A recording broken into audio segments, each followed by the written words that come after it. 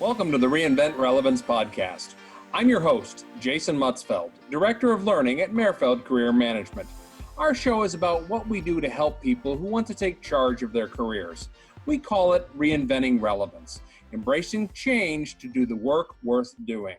Today's topic, lifelong learning, and more specifically, how do you stay on track with lifelong learning? Assuming that your boss is telling you what to do, you have a training plan. But if you're doing it yourself, if it's true self-directed learning, things get a little more crazy. So how do you manage the crazy? Joining me today is Michelle Merritt, the principal and founder at Merfeld. Michelle, lifelong learning, self-directed learning, how do you make head or tails of it? You know, I think lifelong learning is such a key part, Jason. And, you know, you're certainly the person that leads the charge on our learning for the team here at Merfeld. But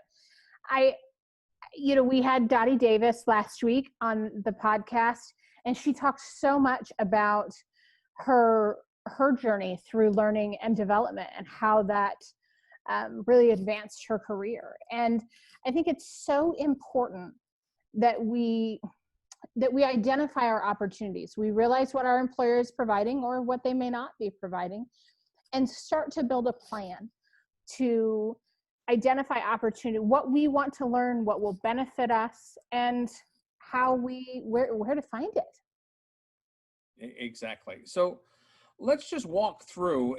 Let's say you're Johnny Q. Public or Jane Q. Public, and you're sitting in the cube and you've just been told the training budget's been slashed and development is all on you. And even if your training budget hasn't been slashed, development's still all on you. That's the dirty little secret. Right. You know, own yourself as an asset. You know, the knowledge between your ears is what's going to take you anywhere in your career. It's not just your skills. It's not your resume. It is who you are as a person. It's your character. Mm-hmm. So where do you begin? I have a few thoughts on that. Michelle, if you were to when you're coaching somebody, where do you tell them to begin? So I think there are a couple of things you have to ask yourself. Number one, what are you doing now? What do you want to be doing? Where do your strengths lie? What are those innate talents? And what needs improve? What can you grow? You know, we have that motto, fix what's right with you. So what can you build upon already? And then what do you need to grow? I'm not asking you to, suddenly be a math wizard if you're bad at math, but what can you do to improve on those skills that and maybe aren't as strong?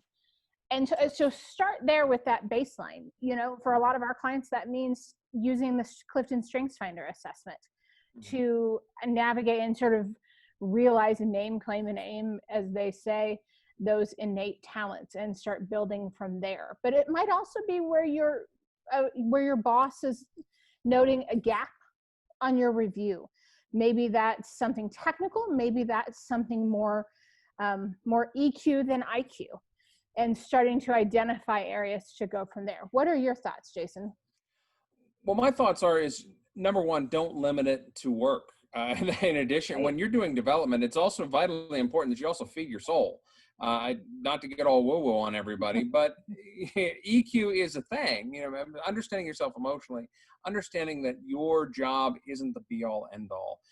The purpose of your job is to fund your life. It is not to be your life. You know, don't spend so much time making a living you forget to be alive.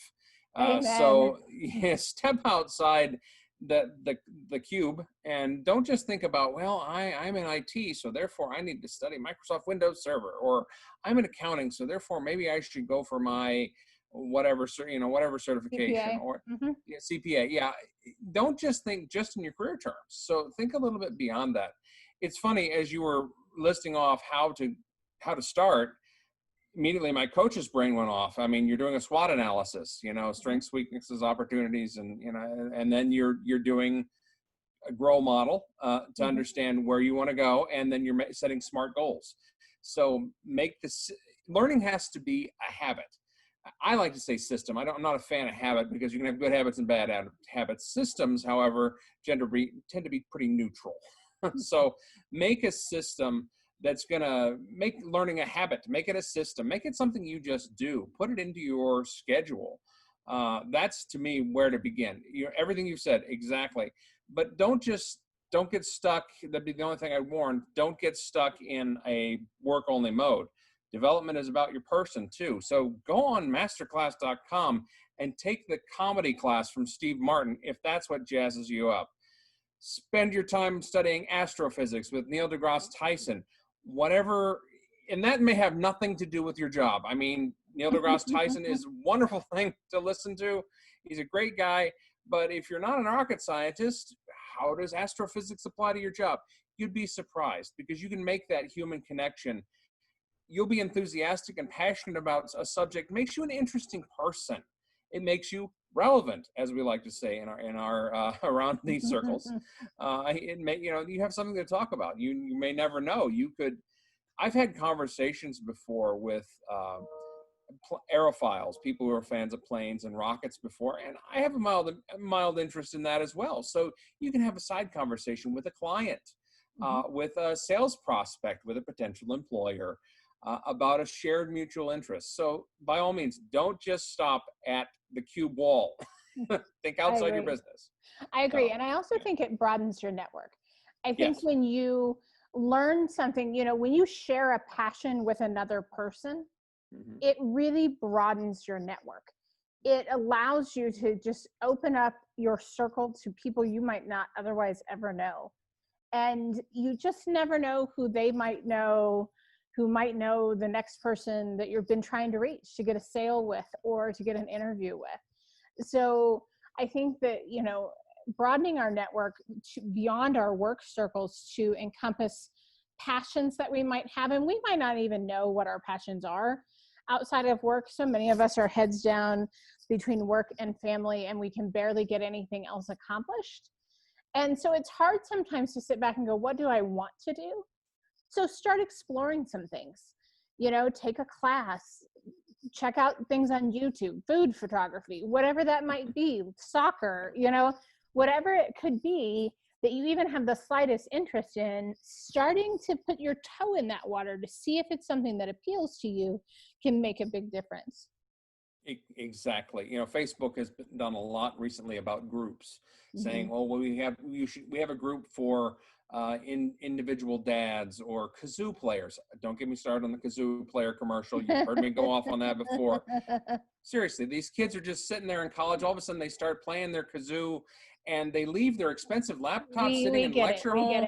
We get it. Bad idea. Anyway, I digress. But seriously, groups, getting involved with other people is what that sort of learning and what learning is all about. It's about learning ultimately goes beyond instruction. Instruction is just, I'm going to give you information. That's easy to do. That is the baseline that happens in all training, all teaching is instruction. But true learning is taking that information and doing something with it. Making a change in your behavior, your attitude, your experience, applying that knowledge, actually making something tangible out of it. So let's move on a little bit. Where do you look for online training? Is this, you need to call up your local training company? Do you need to call up your local institution of higher ed, Votech Skills? There's so many different options, especially with e-learning now exploding all over the place. Where do you begin? Well, I think that really depends on your topic, and I think I think it also depends on your learning style, right? Know how you learn best. Now, you've mentioned e-learning is exploding right now. Some of that is because as we record this, we're still in the middle of a global pandemic, and so we have to be careful with social distancing and things like that. The good news is that brings a lot of training that was never available online to your fingertips. The bad news is if you're a person who is more hands-on and learns better by sitting with a group of people, it can be challenging, and that in itself becomes something worth learning. So you have to be willing to get comfortable with being uncomfortable, as we say a lot. Yes. And, really start to identify A, how you learn the best, and B, then where you can go. Is that a local college to take a class in master gardening? Is that taking classes on voiceover work as a fun hobby? Whatever that might be for you. Again, a local sports team, beach volleyball, all those sort of things. It could be pickleball. It could be anything. So, identifying groups, learning a little bit more, seeking out online training, seeking out advanced education and degrees if we're talking about technical training. Certificate programs can be very valuable as well. And speaking of certificates, I think it's worthy of checking out LinkedIn Learning and a couple of the Teachable and a couple other websites. Jay, you know those better than I do, but they provide certificates. LinkedIn Learning provides certificates you can put directly on your LinkedIn profile, which is a great way to get the attention of employers and recruiters. Exactly. I mean, at the very least, the bare minimum of learning you can do is pick up a book. Expand your mind. Go to your local library, go to your used bookstore, go to your whatever online bookseller you go to, pick up a paper book or an ebook and learn something. There's a lot of talk right now in the world about people educating themselves about how the way the world works. And I'm not going to get into specifics on that, but yeah, learn by reading. And that's probably one of the best places to start. YouTube is a great resource as well. You can get inexpensive e-learning courses at Udemy. That's another good resource. And again, sometimes communicating this stuff on LinkedIn can indicate a lot of value to a potential employer. Sorry, go ahead. Jump in for just a second? You mentioned libraries, and I feel like we love our public library systems, and we really need to give a shout out to our public library systems. So many communities have strong public library systems that just offer a plethora of programming, not only for children. I think oftentimes as adults, we think, oh, we can get books there or take our kids to a bunch of programs.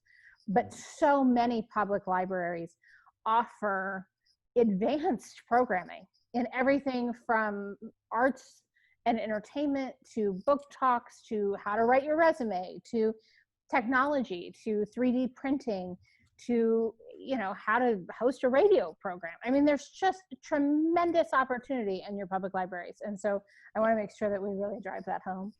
Exactly, and that includes another opportunity that we can't fail to mention is volunteering.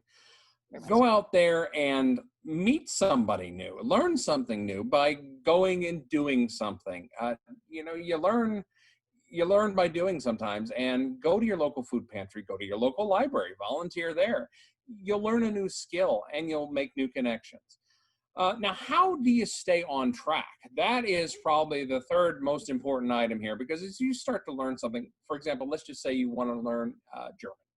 You want to learn the German language. Mm-hmm. You can pick up an app. You can go online. There's tons of different resources. Go to your public library. Go to the public library. Yeah, you can. There's a lot of different avenues to learn.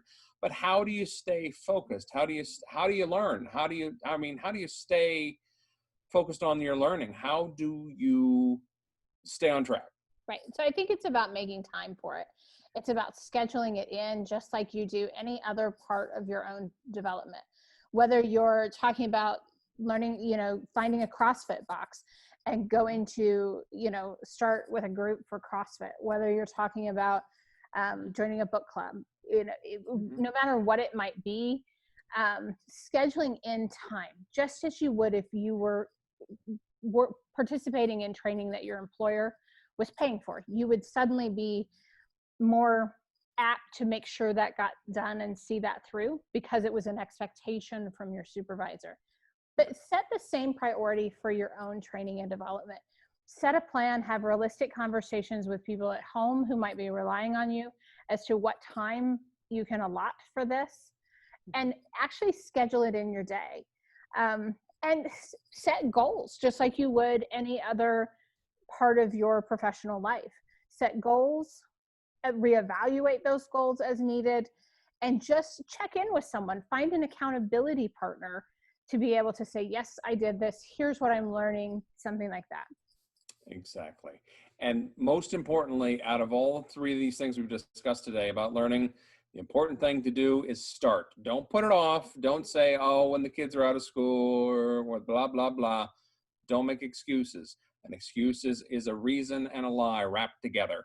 Just do it, as somebody once said. A famous philosopher, Nike, I believe it was.